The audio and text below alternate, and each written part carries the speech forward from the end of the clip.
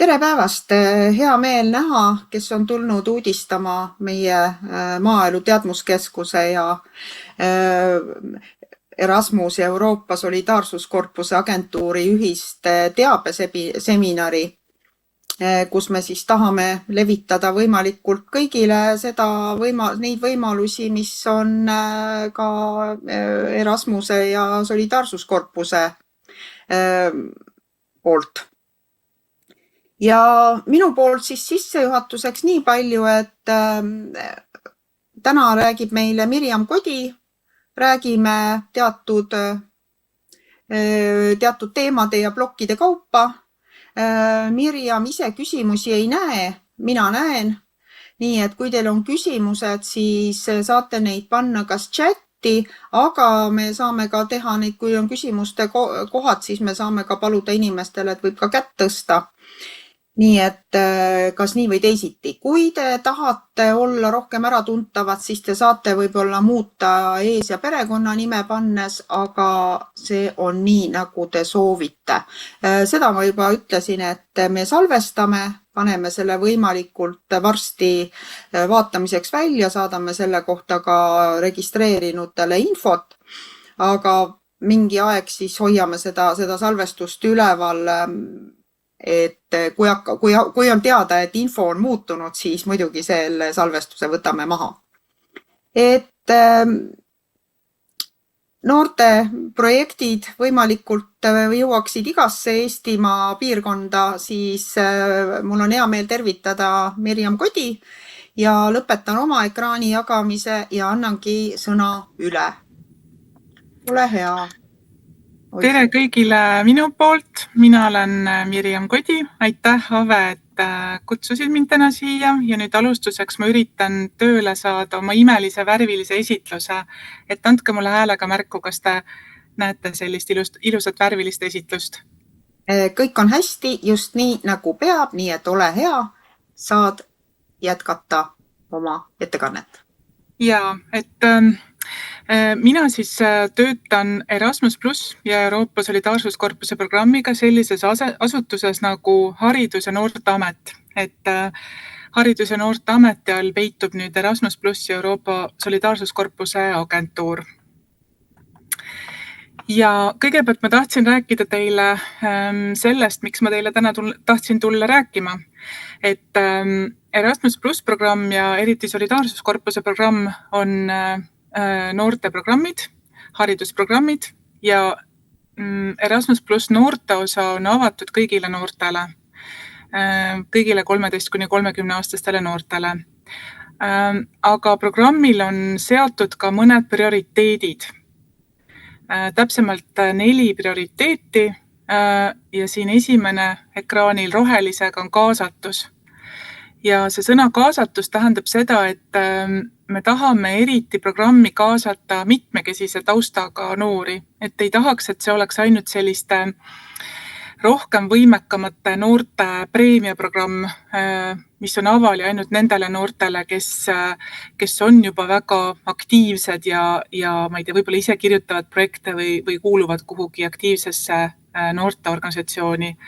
Et väga tahaks, et osaleksid ka need noored, kellel võib-olla ei ole väga palju võimalusi ja võib-olla see võimaluste puudus tuleneb ka sellest, et nad elavad sellises piirkonnas, kus ei ole üldse väga palju noorsootöö võimalusi. Ehk et teisisõnu väga tahaks, et programmist saaksid osa rohkem maapiirkonna noored. Ja sellepärast ma tegin ka Avele ettepaneku just teile tulla programmidest täna rääkima, lootes, et teie seas on siis neid inimesi, kes oleksid valmis kirjutama koos maapiirkonna noortega projekte või nende heaks seda teha. Ja millest ma siis räägin, kui ma räägin meie programmidest? Et ma räägin täpsemalt 2 programmist. Üks on nendest kuulus Erasmus Plus, mis ilmselt väga paljudele tuleb tuttav ette läbi võimaluste, mida pakutakse tudengitele minna välismaal õppima.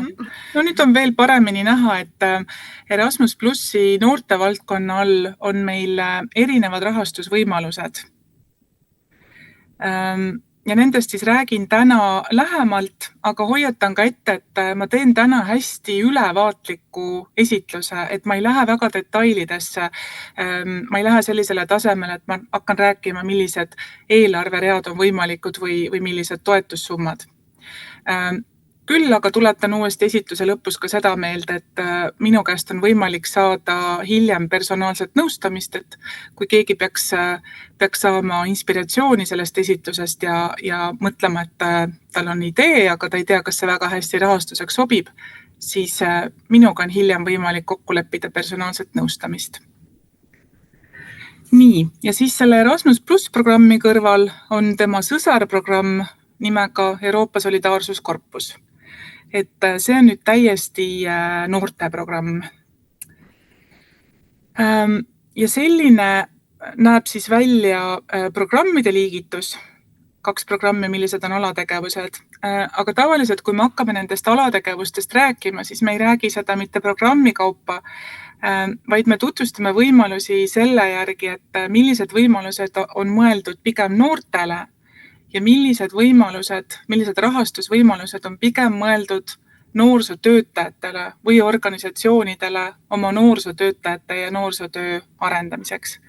Ehk et täna ma lähen siis seda loogikat pidi teele, et mitte programmide kaupa, vaid nii-öelda sihtgruppide kaupa. Ja noortele meil on pakkuda erinevaid võimalusi, kas rahvusvahelisi või siseriiklikke.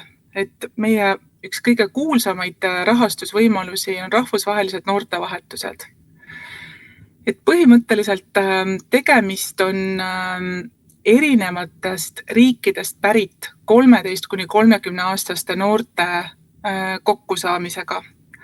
Et see on rahvusvaheline projekt, mis tähendab seda, et kui Eestist mõni organisatsioon otsustab taotleda, siis tal peab olema vähemalt üks rahvusvaheline partner, kes on siis pärit kas Euroopa Liidu liikmesriikide hulgast või partnerriikide hulgast, kes on siis näiteks Ukraina, Aserbaidžaan, Armeenia, Gruusia, nii edasi.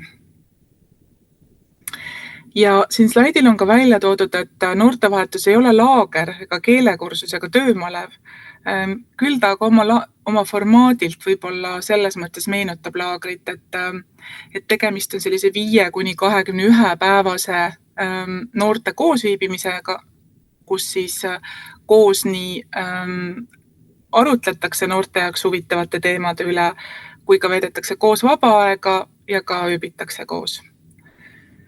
Ja mis siis meie jaoks seda noortevahetust kõige rohkem noorte laagrist eraldab, ongi see, et noortevahetus peaks olema noorte endi poolt ellu kutsutud ja läbi viidud.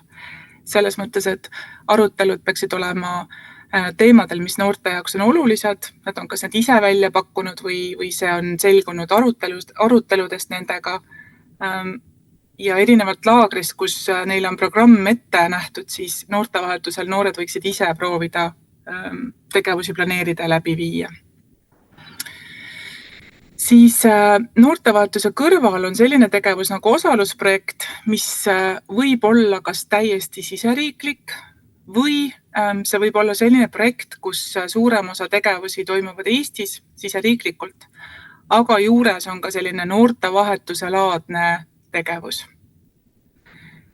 See on jälle mõeldud 13–30-aastastele noortele ja selle tegevustüübi oluliseks elemendiks peab olema mingil moel noorte kodanikupädevuse arendamine ja nende ühiskonnas kaasarääkimise soodustamine läbi selle, et on mingil moel suhtlevad otsustajatega.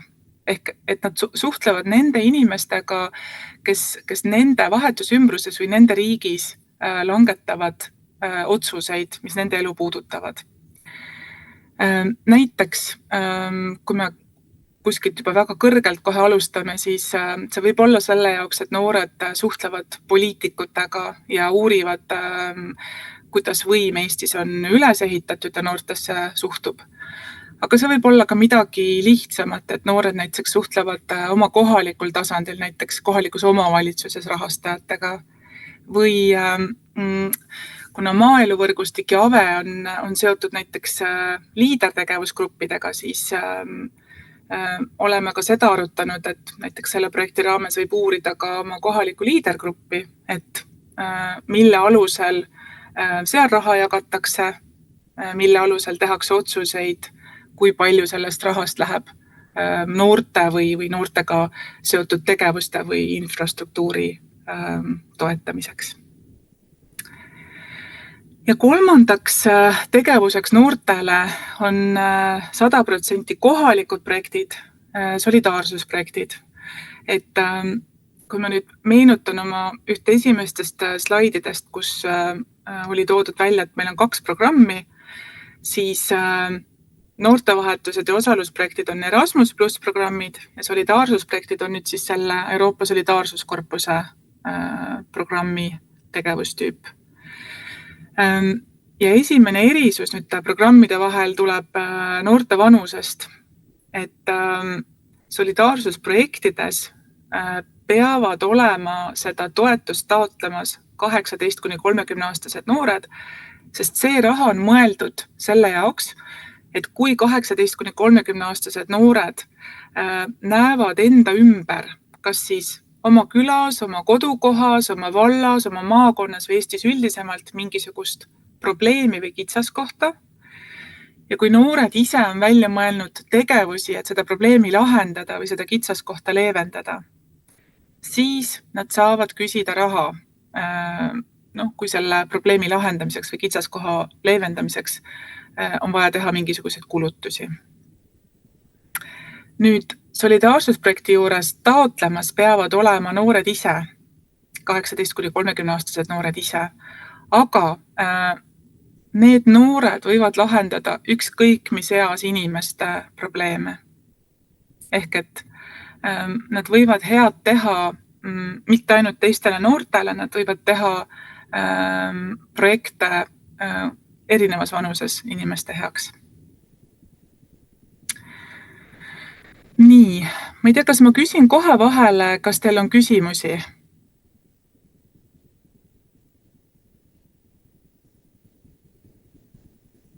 Ave, kas meil on tulnud chatti vestluses?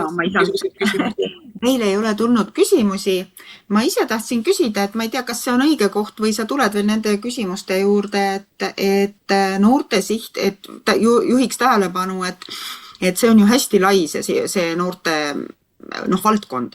Et kindlasti on seal üks sihtgrupp, kus on võib-olla 15, 17, võib-olla 13–15, aga palju teine, ütleme, sihtgrupp on 20, 25, et kindlasti on ju seal hästi erinevad nii teemad kui võimalused, kui nii-öelda tõsisusastmed.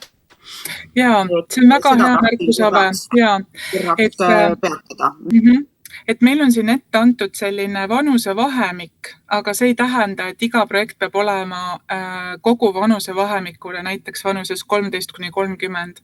Et väga sobiv on oma projektis keskenduda mingisugusele palju kitsamale earühmale, et näiteks te teete noortevahetuse 13–15-aastastele või 18–23-aastastele, et seda absoluutselt oma projektis võib kitsendada ja me isegi väga soovitame seda, sest et noortevahetusel, kus noored peaksid omavahel väga palju suhtlema, siis 13 ja 30-aastasel on palju raskem ühist keelt leida ja kui võtta eakaaslased, siis on palju kergem selles projektis sellist mõnusat meeskonnatunnet ja sellist grupiõhkkonda luua. Ja sinu märkus selle kohta, et tegelikult need võimalused on avatud ka sellisele päris nagu, kuidas ma ütlen, eakatele noortele, kes on pea 30-aastased, et see on jälle Ave väga hea märkus just nende solidaarsusprojektide puhul, et seda rahastust on meie käest taotlenud sellised 20ndate lõpus olevad inimesed, kes ma arvan oma igapäevaelus ei identifitseeri ennast kui noort otseselt, et siit on näiteks küsinud, kui maapiirkonnale mõelda, et siit on näiteks küsinud ka külaseltsid rahastust, mitmed noorte emade projektid on näiteks olnud, kus need projekti tegijad on olnud juba peaaegu 30-seks saamas. Ehk et jah, tegemist on noorte projektidega, aga jah, et olge tähelepanelikud, et need võivad sobida ka eagrupile, kes võib-olla ei ole selline klassikaline noortekeskuse noor. Ja siis noortele meil on veel 2 hästi toredat projekti. Discover EU on põhimõtteliselt Euroopa Komisjoni rongiprojekt või rongiga reisimise projekt. Et kuna, võib-olla kui te mäletate, et minu esimesel slaidil oli välja toodud, et programmi üheks prioriteediks on ka keskkonnahoid, siis Erasmus Plus on rahvusvaheline programm, seal on ette nähtud toetusi ja soodustatakse kuidas ma ütlen, riikidevahelist liikumist, õpirändeid. Ja programmi tegijad panid tähele, et tihtipeale see toimub lennukiga, mis ei ole kõige keskkonnasõbralikum. Ja siis tehti siia üks meede, Discover EU reisipass, kus 18-aastased noored saavad osaleda loteriis ja selles loteriis võita endale üle-euroopalise rongivõrgustiku rongireisipassi, millega nad siis saavad rongiga mööda Euroopat ringi kimada ja avastada erinevaid riike. Et see Discover EU reisipass on meil juba mõnda aega olnud ja lisaks sellele siis tehti eraldi meede Discover EU kaasatus.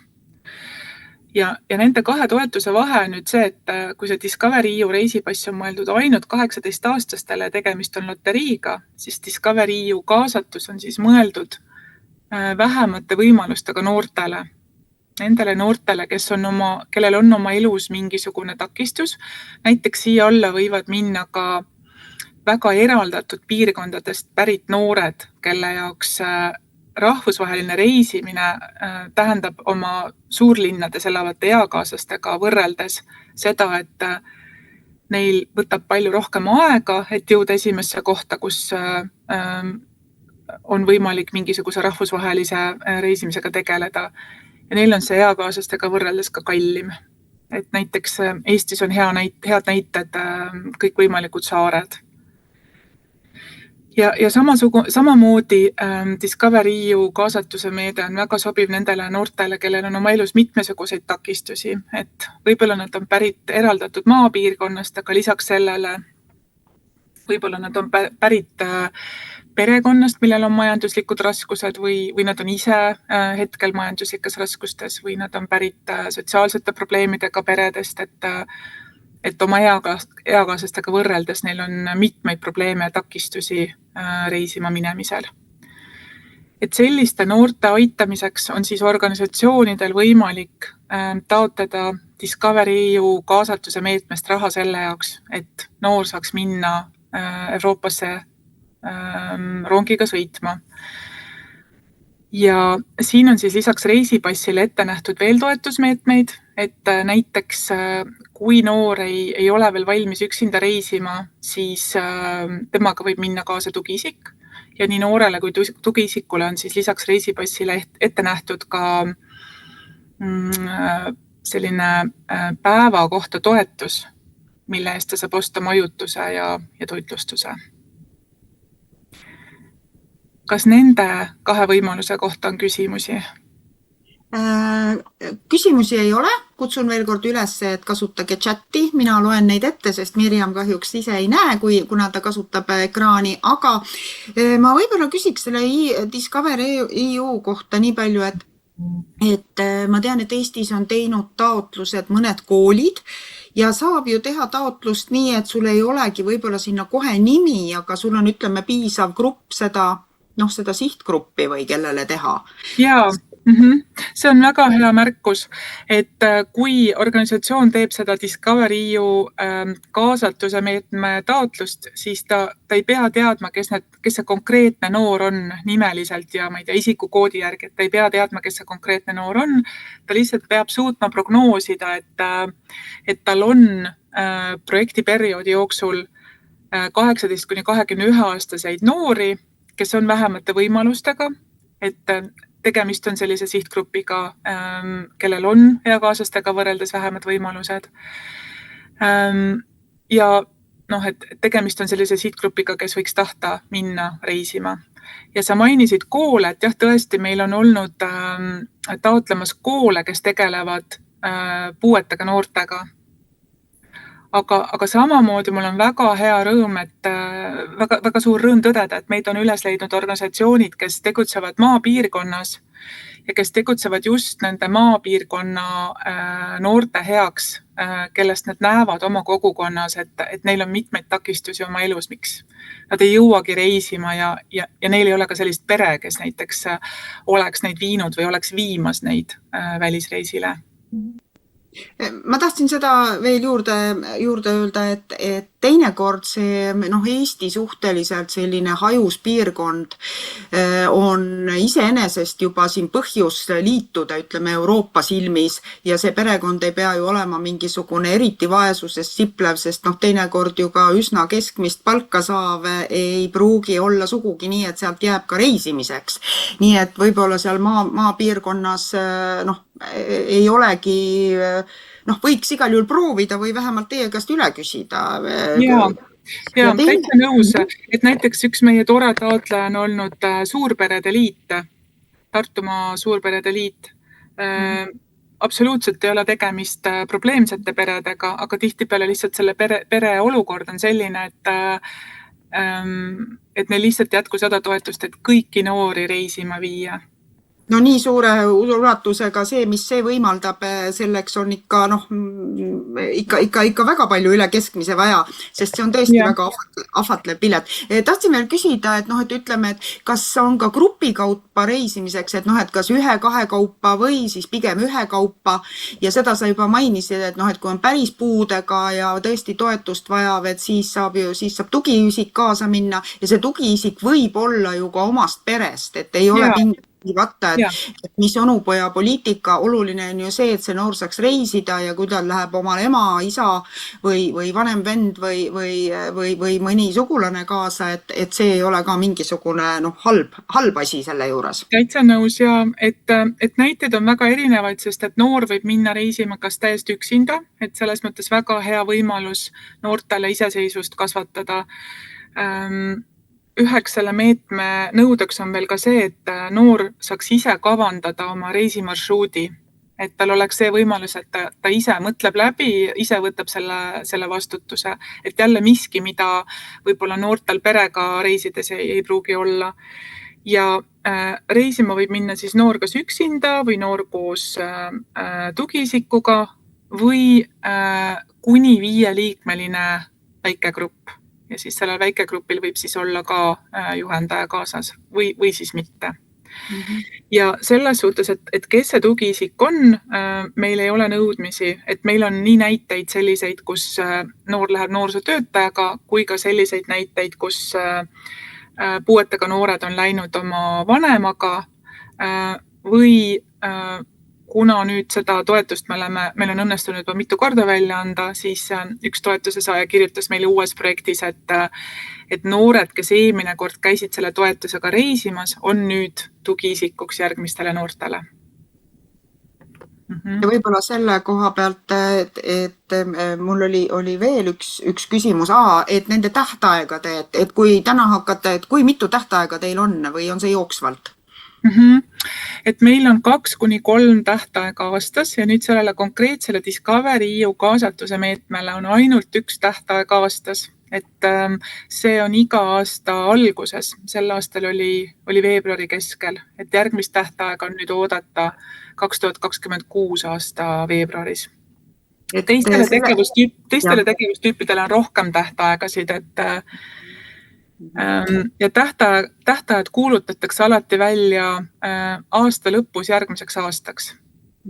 Et mõnes mõttes on see natukene, aga elu ongi karm ja ebaõiglane tihti, et siin peab vanust vaatama, et kui siin vanus läheb üle, siis on see lõppenud ja liiga palju neid võimalusi ei ole ka ja loterii on veel ka nii, et ole sa tubli ja teinekord jääd ikka ukse taha. Aga me saame edasi liikuda, et siin tuleb lihtsalt olla tähelepanelik nagu iga meetme juures, et väiksed erinevused tulevad ikka sisse. Nii. Jaa. Et nüüd ma räägin võimalustest, mis on mõeldud põhimõtteliselt noorsootöötajatele ja siis organisatsioonidele, kes tegelevad noorsootöötajatega. Aga kohe ütlen ka seda ära, et see mõiste noorsootöötaja meie programmis ei ole väga kitsalt ära defineeritud, vaid põhimõtteliselt meil on võimalus toetada erinevate organisatsioonide inimesi, kes tegelevad noortega Eesti noorsootöö põhimõtete alusel ehk et mitteformaalse õppe põhimõtteid kasutades. Ja noorsootöötajad on loomulikult kõik need, kelle ametinimetus on noorsootöötaja, kes näiteks tegutsevad avatud noortekeskustes, aga samamoodi ka näiteks koolide huvijuhid ja samamoodi huvihariduses töötavad inimesed, nii need, kes töötavad huvikoolides, kui ka need, kes veavad erinevaid huviringe. Ja lisaks sellele meil on võimalus toetada veel erinevaid inimesi, kes igapäevaselt noortega tegelevad, kui tegemist on ka mingisuguse muu organisatsiooniga, millel lihtsalt on oma noorsootöö haru.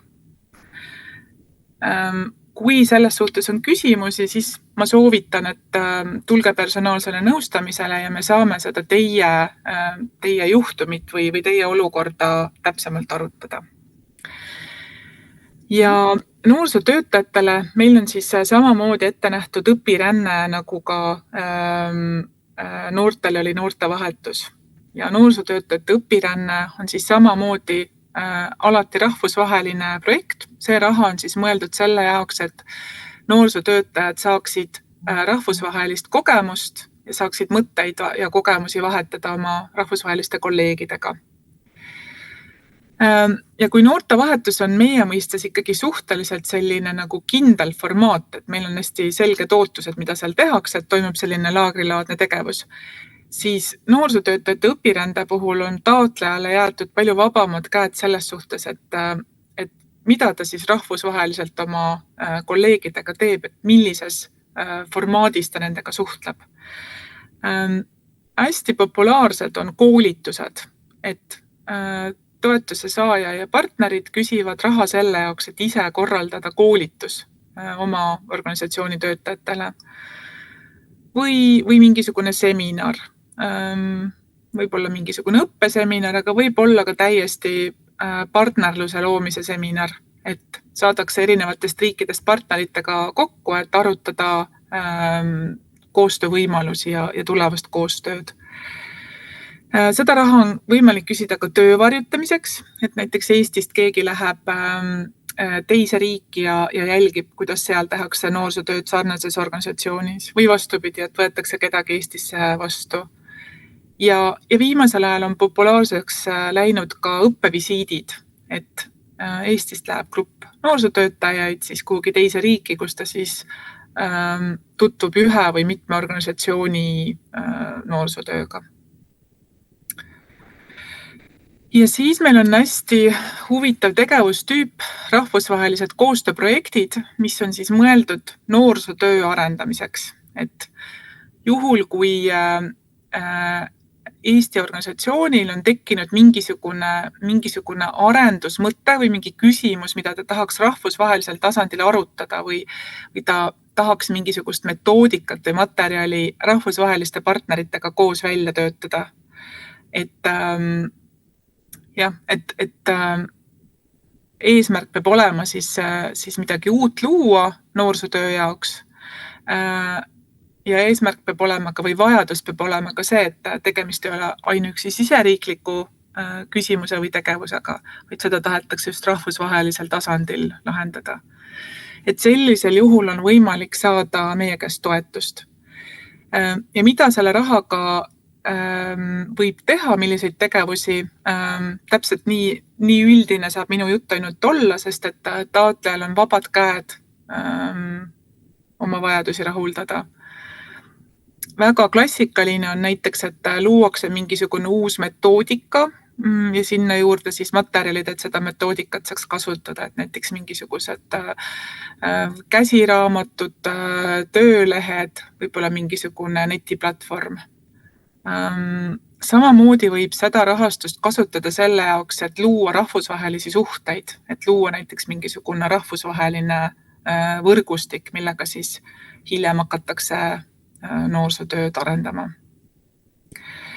Ja lihtsalt märgin ära, et selle tegevustüübi puhul on võimalik saada selliseid väiksemaid summasid, 30 000, 60 000, aga siin on võimalik taotleda on võimalus teha väga paljude erinevate partneritega koostööd ja taotleda isegi kuni 400 000 mingisuguseks tõeliselt suureks arendustööks Eesti noorsootöös. Ja nüüd ma olen siia slaidile ära ka toonud akrediteeringu võimaluse, aga see on pigem sobiv nendele organisatsioonidele, kes on juba veendunud, et nad kindlasti tahavad kasutada palju meie toetuse võimalusi ja meie projekte ellu viia. Et võib-olla kui te alles mõtlete selle asja peale, siis akrediteering ei ole teie jaoks. Ja ütlen ära ka kohe kõigile nendele, kellel on kogemusi Erasmus+ formaalharidusega, näiteks kutsehariduses või üldhariduses, et noorte valdkonnas akrediteering ei ole kohustuslik.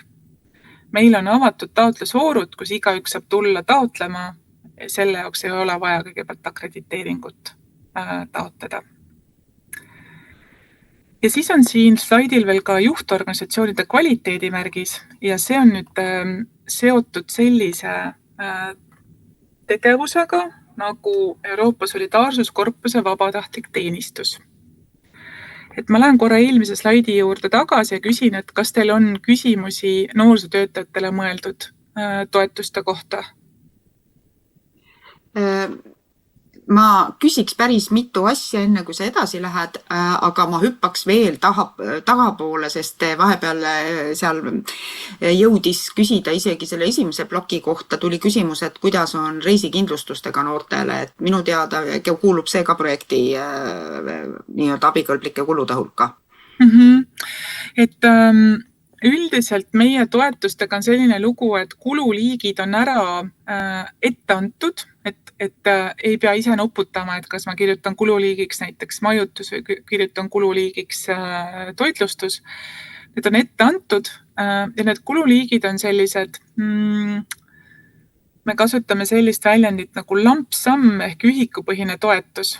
Ehk et ühe inimese kohta on ette antud üks ühik, kui see inimene osaleb nii mitu päeva, kui on lubatud, siis selle toetuse see saate. Ja selle toetusega siis taotleja ise vaatab, milliseid kulusid ta katab. Et näiteks meil on selline kululiik nagu korraldustoetus ja sellest korraldustoetusest siis toetuse saaja ise vaatab, kui palju tal kulub näiteks majutuse, kui palju toitlustuse ja kui palju kindlustuse peale. Et eraldi sellist kulurida nagu kindlustus ei ole, aga on olemas sellised kuluread, mille kasutamisel on jäetud taotlejale vabad käed ja kus ta muuhulgas saab näiteks ka kindlustust hüvitada. Ma loodan, et see vastas küsimusele. Ma arvan küll, aga ma küsiks nüüd ka võib-olla paari täpsustust nüüd selle eelmise ploki kohta.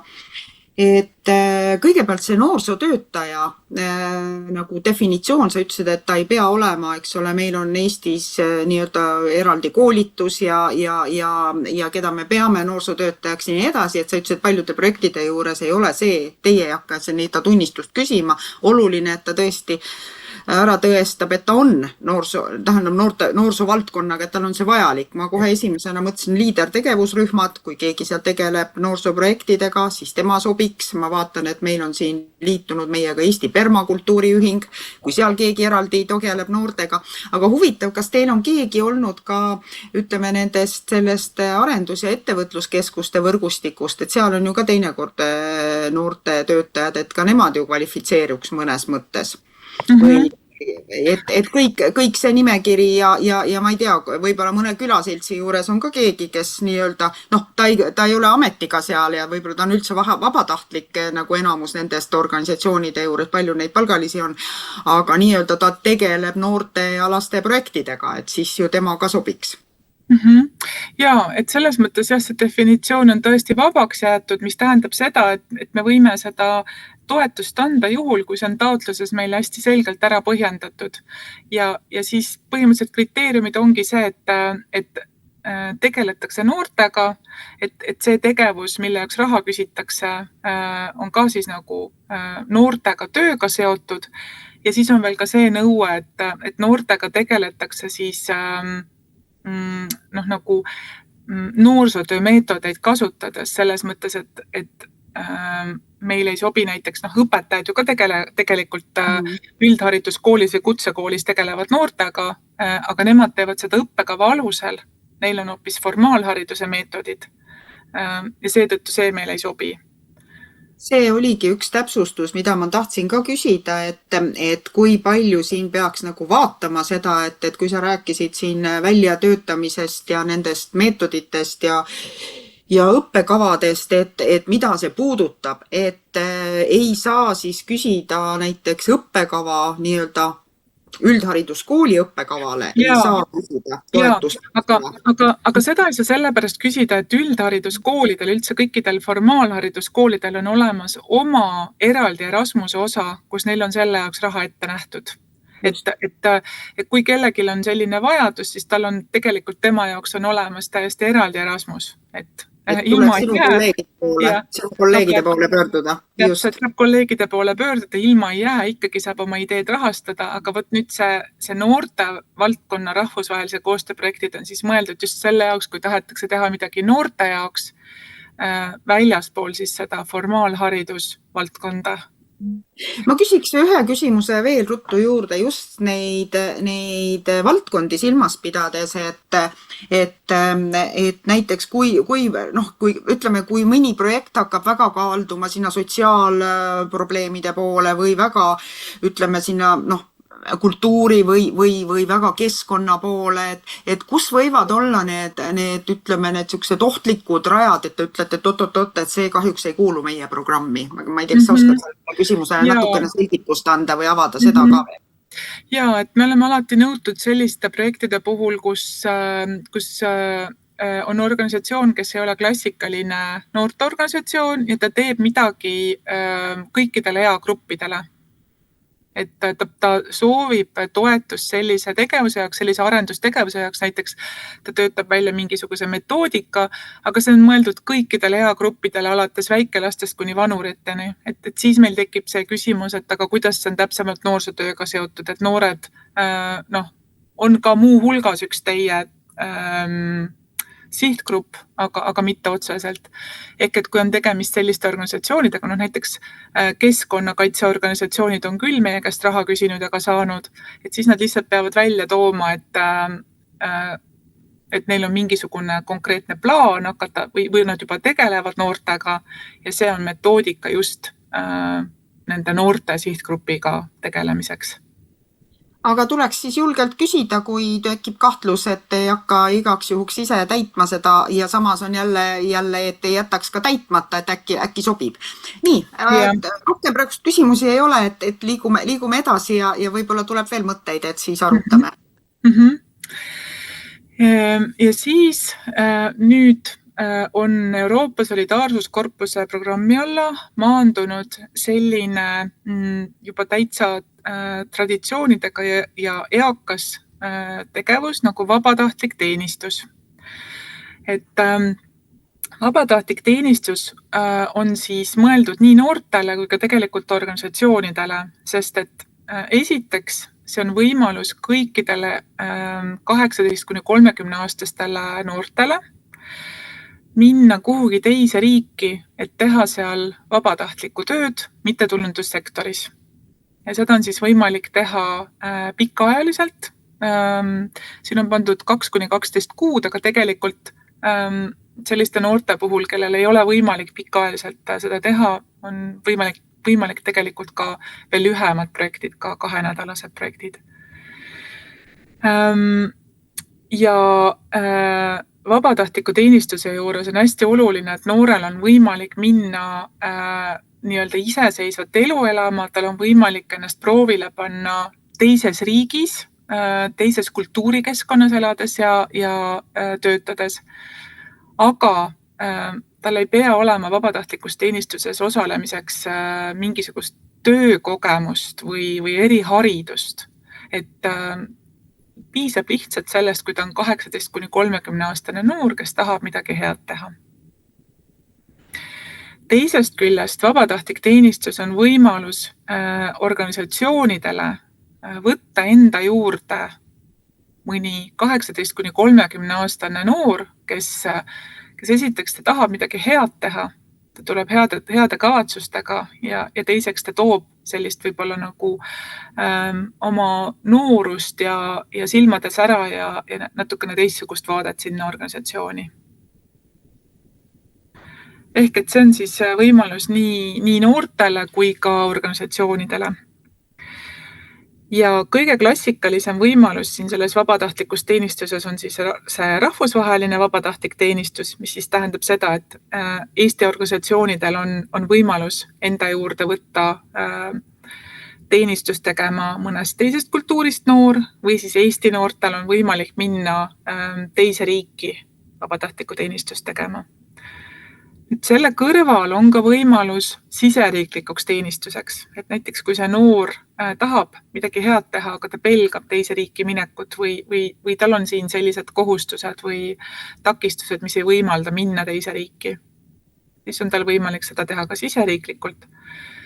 Ja kolmandaks on võimalus organisatsioonidel enda juures korraldada grupiteenistus, kuhu nad siis kutsuvad 10–40 noort, kellest 25% peavad olema teisest riigist kui Eesti, aga kuni 75% võivad olla ka kohalikud noored. Ja grupiteenistused on siis natukene lühemad kui need pikaajalised teenistused.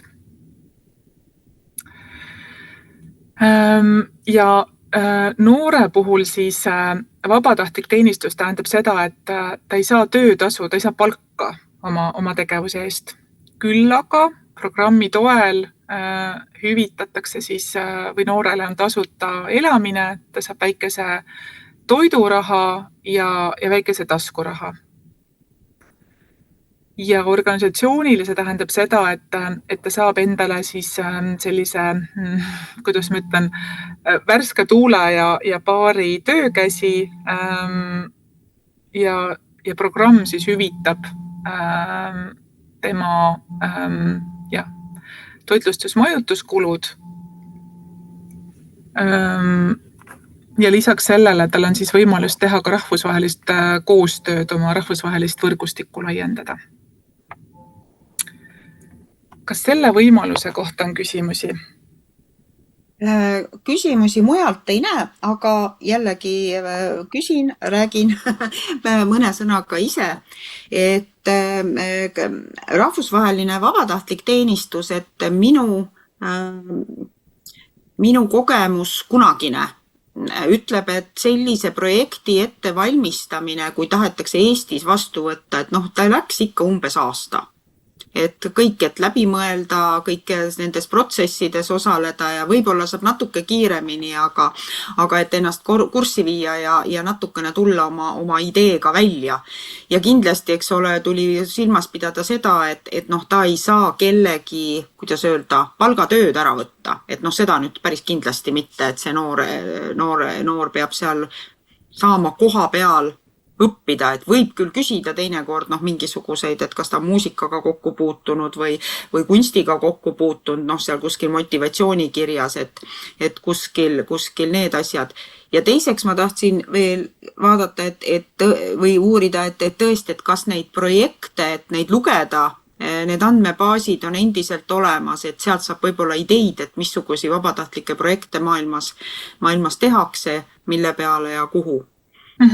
Jaa, et ma alustan su kõige viimasest tähelepanekust, et kuna Eesti noortel on ka võimalik minna seda vabatahtlikku teenistust tegema, siis meil on olemas Euroopa Solidaarsuskorpuse portaal, kus on siis üleval nii praegu avatud pakkumised, kus otsitakse endale vabatahtlikku, kui ka on näha teenistused võib-olla, kuhu vabatahtlik on leitud, aga jah, et sealt on võimalik vaadata, mida kõike on võimalik teha, et alates sellest, et töötad kuskil lastekodus või vanadekodus, aga lõpetades sellega, et oled näiteks kuskil Kreekas keskkonnakaitseorganisatsiooni juures kilpkonnasid päästmas või ma ei tea, mingisuguseid kitarre meisterdamas või mida iganes. Nüüd tulles tagasi selle märkuse juurde, et selle vabatahtlikuga ei saa põhimõtteliselt nagu mõnda töökohta täita või mõnda töötajat asendada, et see on täitsa tõsi. Et esiteks see on keelatud, vabatahtlikule ei tohi anda sellist vastutust, aga teiseks, et tuletan meelde, et ma alustasin seda tegevustüübi tutvustust sellega, et noorel ei pea olema mingisuguseid kogemusi ega vastavat haridust, et minna vabatahtlikusse teenistusse. Et see annab juba päris hea nagu vihje, et nagu millist tööjõudu sealt on oodata. Et põhimõtteliselt ongi täitsa võimalus, et tuleb mõni väga noor, kellel ei olegi elus väga palju kogemusi ja kõik, mis tal ongi hea tahe, et talle ka ei ole võimalik panna vastutust, et ta ei ole ka mingil moel võimalik seda kanda. Eestis on väga levinud teenistuskohad, organisatsioonid, kes need vabatahtlikke kaasavad, et klassikalised on avatud noortekeskused, et see noor tuleb sinna noorsootöötajate kõrvale, noortega suhtlema, nendega tegelema, mängima. Lasteaedades on meil väga palju vabatahtlikke, kus nad siis, neil on võimalus õpetaja kõrval anda rohkem sellist nagu ühele tähelepanu igale lapsele. Ja siis hea meel on, et puuetega inimeste keskused ja kodud on meid üles leidnud, kus siis noored on vaimse või füüsilise puudega noortele või ükskõik mis eas inimestele abiks. Et on ka mitmesuguseid teisi organisatsioone, aga võib-olla need on sellised nagu kõige levinumad tegevustüübid. Ja nüüd, Ave, ma tulen sinu selle kõige esimese märkuse juurde, et see võib kõik väga palju aega võtta. Et tegelikult tänapäeval see ei pruugi väga palju aega võtta. Ja kui organisatsioon mõtleb enda juurde vabatahtliku võtmise peale, siis tegelikult tal on 2 võimalust. Et tal on see võimalus, et ta võtab ette kõige pikema tee, mis tähendab seda, et ta ise taotleb rahastust, ta ise otsib need partnerid, kes on valmis noori välismaalt talle saatma ja siis ta ise otsib endale noored ja pakub neile ka tööd. Et see on selline nagu pikem ja keerulisem tee. Teine võimalus on see, et organisatsioon võib võtta endale ainult sellise ülesande, et ta pakub noorele tegevust, et ta on nii-öelda teenistuskohaks. Et tema on siis see koht, kus see noor igapäevaselt tegeleb, aga selle kõrval tal on abiks juhtorganisatsioon ehk mõni Eesti organisatsioon, kes on juba meie käest rahastuse taotlenud. Ja sel juhul see juhtorganisatsioon aitab seda noort leida, aitab rahvusvaheliste partneritega suhelda ja aitab rahastusega ja siis aitab ka nagu meie grantiga seotud bürokraatiaga. Ja kui võtta siis see teine tee, et olla ainult vastuvõttav organisatsioon, kes noorele ainult seda teenistuspaika pakub, et sel juhul see protsess on palju lühem. Et üks küsimus on meil kirjutatud ka, aga ma enne, kui ma selle ette loen, siis ma kommenteerin seda kohtade osas.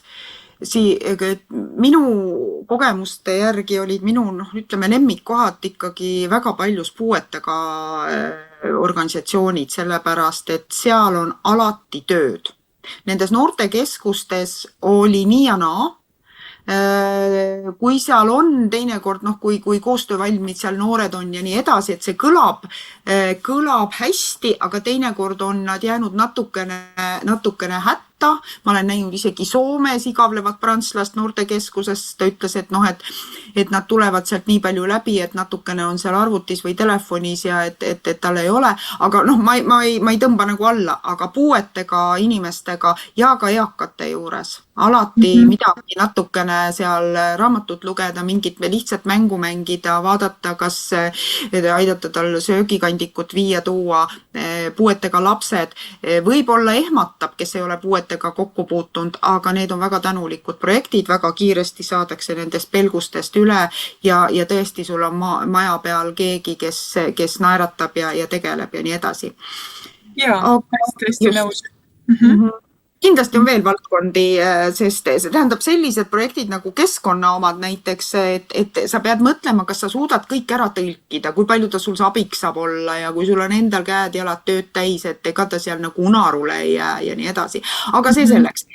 Loen ette Lii küsimuse just selle Euroopa vabatahtliku teenistuse kohta, et kuidas saab organisatsioon taotleda akrediteeringut vabatahtliku teenistuse korraldamiseks?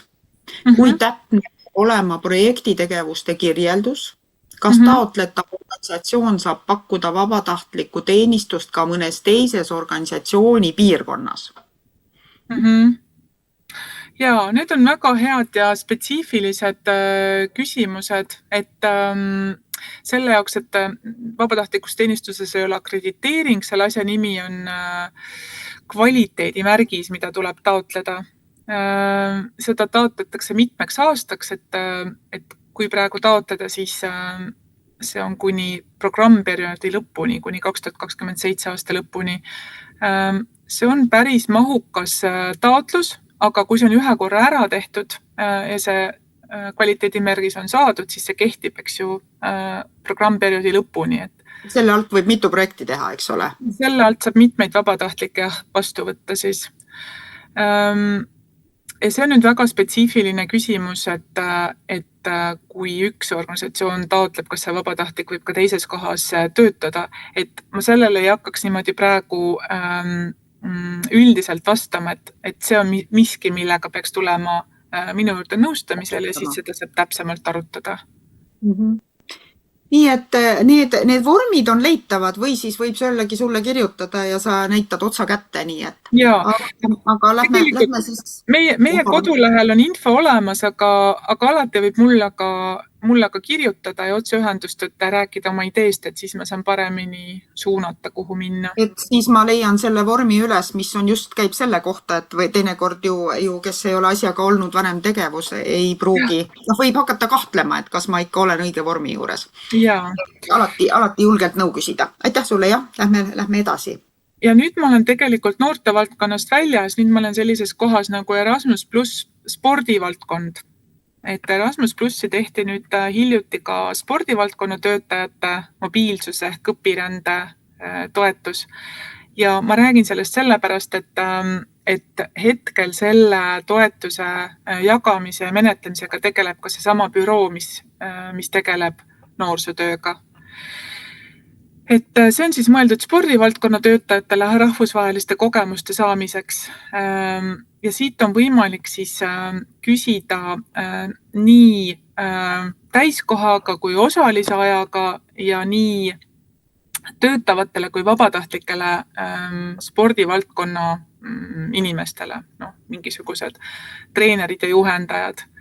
Ja rahastust on neil võimalik küsida selle jaoks, et minna teise riiki töövarjutamisele, õppevisiidile või siis saama coachingut.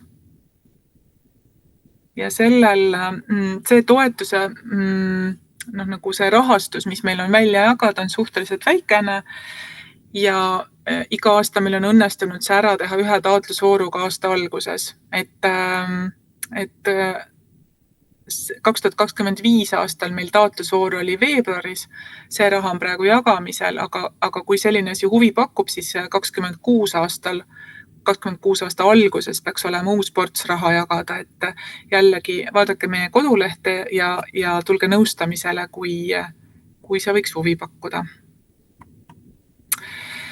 Ja siis siin ka info teile, mida see taotlemine nagu ajalises mõõtmes tähendab, et tuleb arvestada, et see selline tagastamatu abiga tegelemine on ikkagi väga bürokraatlik ja bürokraatia võtab aega. Meie järgmine taotlusvoor sulgub 7. mail kell 1 päeval ja kui selleks ajaks esitada taotlus, siis otsust oleks oodata juulis, ma ütleksin, projekti periood võib alata augustis ja siis sealt edasi millalgi siis saavad ka need projekti tegevused toimuda. Ja nüüd see 5. mai tähtaeg on tegelikult ainult 2 rahastustüübile, et kui te mäletate, siis minu kõige esimesel slaidil olid noortele mõeldud tegevused, noortevahetused ja osalusprojektid.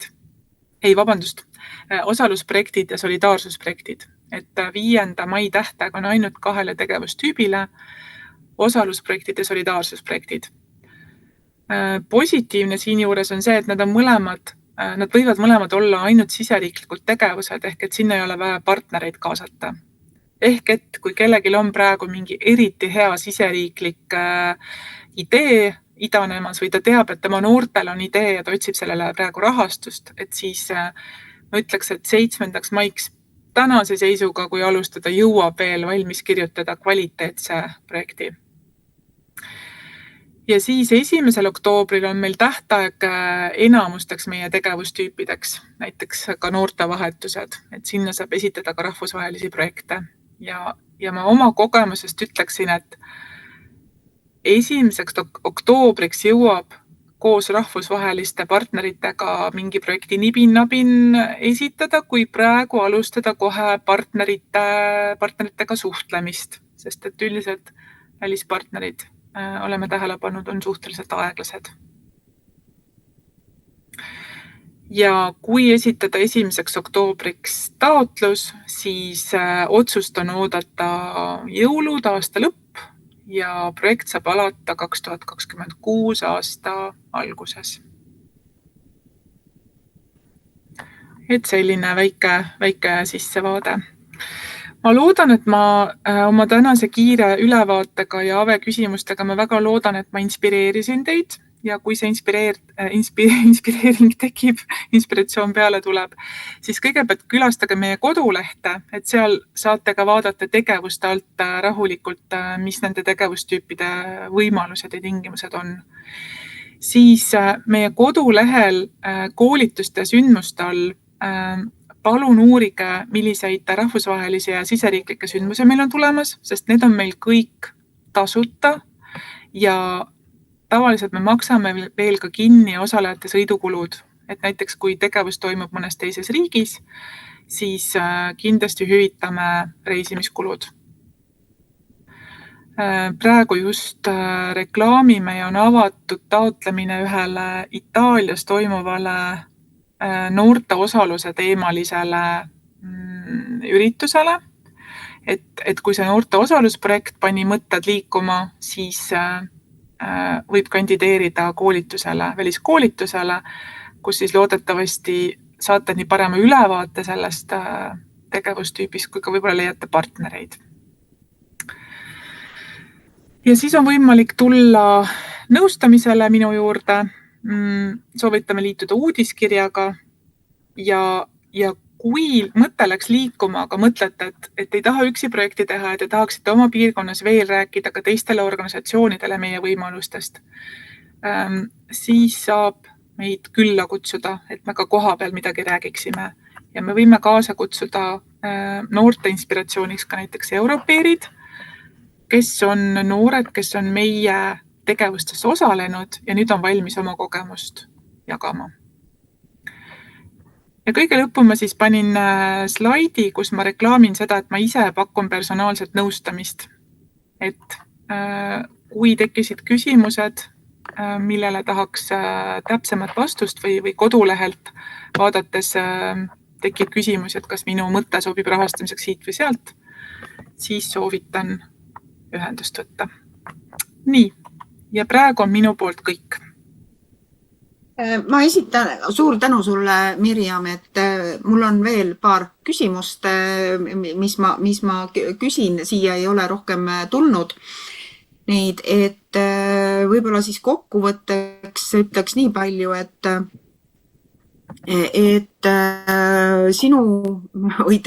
sinu büroo kaudu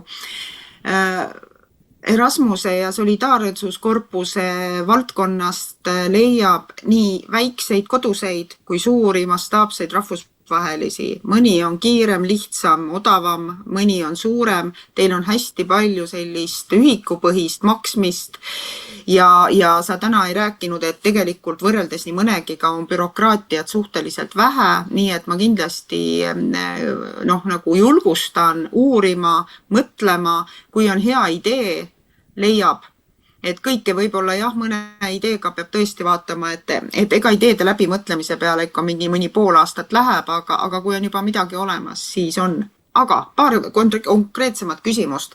Sa rääkisid spordiprojektidest.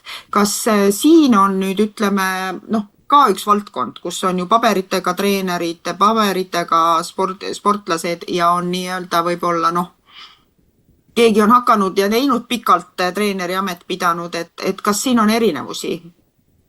Ei, põhimõtteliselt seda võivad küsida ka need, kes vabatahtlikkuse alusel tegelevad noorte spordiga. Sa põgusalt puudutasid, aga ma nagu rõhutaksin seda toetust, et on neid, kes on teinud, kuulnud, näinud juba, aga on kindlasti neid, kes veel ei ole teinud või hoopis täna esimest korda temaatikat kuulasid. Partnerite otsing, igasuguseid nõuandeid. Teil on ju oma võrgustik. Tasub küsida nii neid koordineerivaid organisatsioone, kes võib-olla aitavad ja kellel on juba mõned projektid jooksmas, et on ainult võib-olla head kohta vaja. Võib-olla mõne sõna veel siia lõpuni nendest partnerlusotsingutest ja nendest võimalustest, et kui ma nüüd tahaksin, aga ma tahaks välisprojekti teha küll, et kõlab ju väga põnevalt, aga kust ma selle partneri leian, et äkki paar sõna?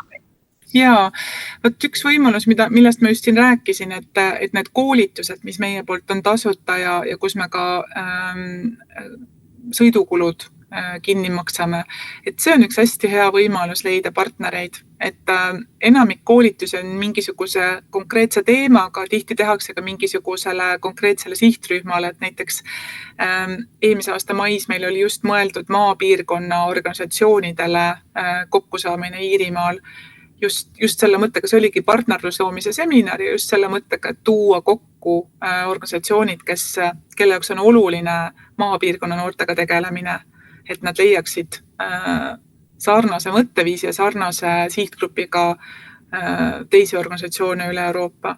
Et see on üks hästi hea võimalus, kuidas partnereid leida. Ja lihtsalt ütlen veel nii palju ära nendele, kes võib-olla on juba jõudnud meie kodulehele seda koolituskalendrit vaatama, et see on selline kalender, mis pidevalt täieneb. Et meil ei ole niimoodi, et me aasta alguses teame kõiki väliskoolitusi, mis üle Euroopa on ja siis me paneme need kõik üles. Et vastupidi, me saame iga kuu oma partneritelt teada, kui nad midagi plaanivad teha ja on avanud kandideerimise mõnele koolitusele ja siis me jooksvalt kogu aeg lisame sinna uut infot. Rahvusvahelise taotlemise koha pealt ma küsiksin veel seda, et ütleme, et mina olen siin ja võib-olla mul on analoogiline külasilts, näiteks võtame külasiltsi Soomes või ma ei tea, kuskil mujal Lätis. Ja kumbki ei ole tegelenud, kui palju nemad nüüd peaksid suhtlema oma riigi võrgus samasuguse bürooga, sest see võib-olla käis läbi, aga ma tahan siinkohal rõhutada, et kõikides Euroopa Liidu riikides ja ka mõnes siis nii-öelda lepingulistes riikides erinevatega on samasuguse programmi bürood olemas. Jaa, et mõlemad nii Erasmus Plus kui ka Euroopa Solidaarsuskorpus on üle-euroopalised programmid ja see tähendab seda, et iga riik annab välja samasugust toetust samasugustel põhimõtetel sama nimega. Ja kui nüüd teha rahvusvahelist koostööd, siis ühe projekti partneritel on siis valik, et kas nad esitavad selle projekti siis kas näiteks kui on Eesti-Soome koostöö, et kas nad esitavad selle siis Eestis rahastamiseks või Soomes rahastamiseks, et mõlemal juhul need rahastustingimused on täpselt samasugused. Ja seda, et igas riigis on sarnane büroo nagu siis nagu Harno all on siis meie keskus. Seda on selles mõttes hea silmas pidada ja oma partnerile öelda, et iga büroo jagab omas keeles infot programmide kohta, et võib-olla on abiks sellele Soome partnerile, kui ta saab ka lisaks inglise keelele, ta saab ka soome keeles oma agentuuri käest küsida selgitusi selle asja kohta. Ja läti keeles ja leedus. Küsin veel igaks juhuks siia lõppu, et mõnele selgemaks teha, aga mul on Soomes 2 partnerit või Eestis on meil näiteks, meil on siin, oli siin just permakultuuriühing, aga võib-olla on veel mõni nende kogukonnaaedade ühing ja me tahaks koos teha ja meil on, et kui palju, kas nendest partnerite arvudes on piiranguid ka, just see on siis rahvusvaheliste Jaa, et partnerite arvu piirang tuleb sellest, et mõnes tegevustüübis on meil ette nähtud piirang, et kui palju maksimaalselt võib olla osalejaid või kui palju võib olla minimaalselt, et siit tuleb see piirang.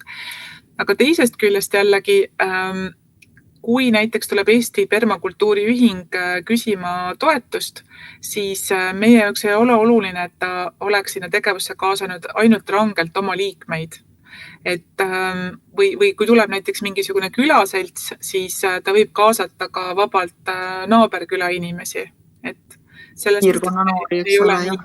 Naaberküla noori, et me ei ole või ka hiidlased võtavad seal üle Saaremaa või mida iganes. Nii et ja mõned organisatsioonid on ju üle eestilised, nii et see sobib ka, ei pea olema ju ühest piirkonnast. Et ma väga tänan sind, Mirjam, nende selgituste eest. Veel kord julgustan sinuga võtma kokku ja ma arvan, et me võime siinkohal nüüd lõpetada salvestamise